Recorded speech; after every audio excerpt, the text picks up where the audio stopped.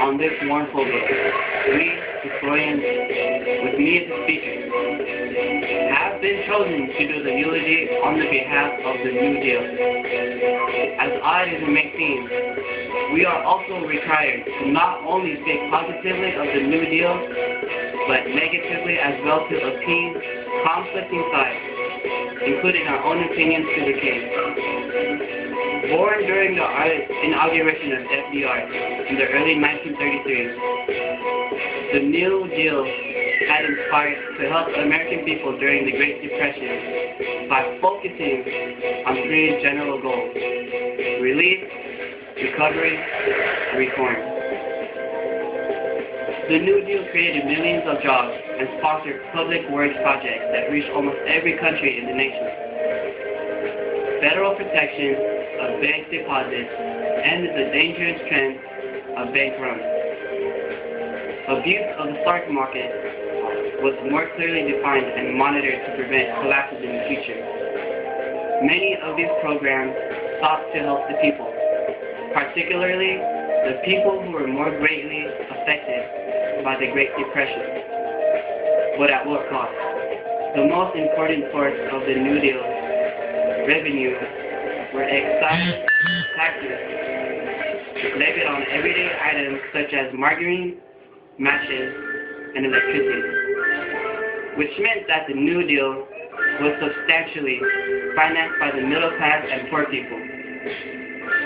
New Deal taxes were also major job destroyers during the 1930s, prolonging unemployment that averaged 17%. For example, the National Industry Recovery Act of 1933 cut back production and forced wages above market levels, making it more expensive for employers to hire people.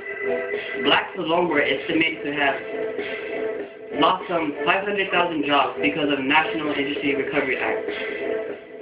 What about the good supposedly done by New Deal spending programs? These did not increase the number of jobs in the economy.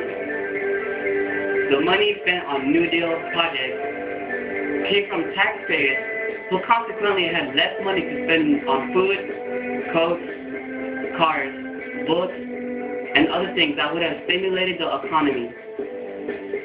This is a classic case of the seen versus the unseen. We can see the jobs created by the New Deal spending, but we cannot see jobs destroyed by its taxing. For defenders of the New Deal, perhaps the most embarrassing revelation about its spending programs is that it channeled money away from the South. The poor treated in the United States. The largest share of the New Deal spending and loan programs went to political Swedes. States in the West and the East, where incomes were at least 60% or higher than in the South before making this eulogy. We had decided as a whole to evaluate the New Deal according to its actual consequences and not its good intentions. It is so that my fellow colleagues and I generally agree that the New Deal has failed.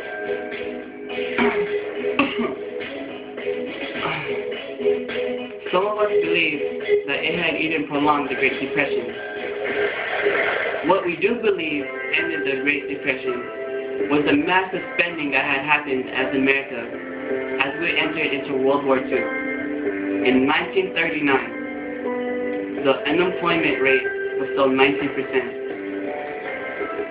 And it was not until 1943 did it reach its pre-depression level due to the great need of the labor force. The New Deal had failed in the sense that it had not met its goal. But it also succeeded in such a way that Americans today can benefit from programs created such as the Social Security Act. Although it did not meet its goal, the New Deal had helped shape the way American government works today, as some of the programs remain active to this day. And that, my fellow Americans/classmates, is our look or our eulogy on the New Deal.